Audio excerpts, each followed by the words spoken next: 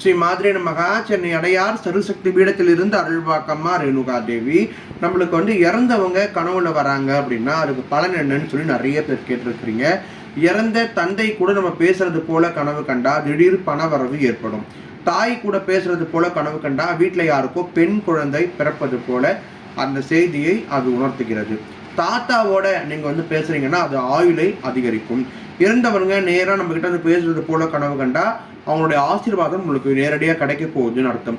இறந்தவர்களை சுமந்து செல்வது போல கனவு வந்தா தீராத கடன் பிரச்சனை நம்ம மீளப் போகிறோம் அப்படின்னு அர்த்தம்.